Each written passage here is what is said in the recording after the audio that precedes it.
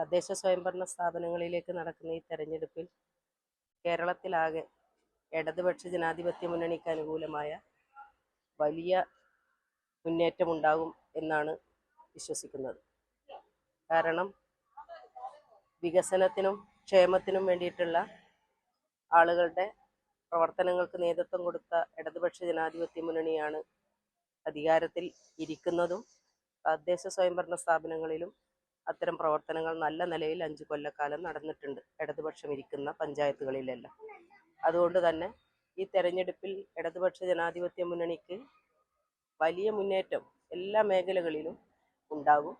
പ്രത്യേകിച്ച് കേരളത്തിൽ സ്ത്രീകൾക്കെതിരായി നടക്കുന്ന UDFിൻ്റെ ഭാഗത്തു നിന്നുള്ള ഇടപെടലുകൾ വളരെ നിരാശാജനകമാണ്. അതിജീവിതമാർക്കൊപ്പമാണ് നിൽക്കുന്ന ഇടതുപക്ഷവും അതോടൊപ്പം തന്നെ വേട്ടക്കാർക്കൊപ്പം നിൽക്കുന്ന UDFുമാണ് പ്രധാനമായും ഈ തെരഞ്ഞെടുപ്പിൽ നേരിടുന്നത് എന്നതുകൊണ്ട് കേരളത്തിലെ ഭൂരിപക്ഷം വരുന്ന ജനസംഖ്യയിൽ ഭൂരിപക്ഷം വരുന്ന വോട്ടർമാരിൽ ഭൂരിപക്ഷം വരുന്ന ആളുകൾ ഇടതുപക്ഷ ജനാധിപത്യ മുന്നണിക്ക് അനുകൂലമായി പ്രത്യേകിച്ച് സ്ത്രീകൾ വോട്ട് രേഖപ്പെടുത്തും എന്ന് തന്നെയാണ് ഞാൻ വിശ്വസിക്കുന്നത്.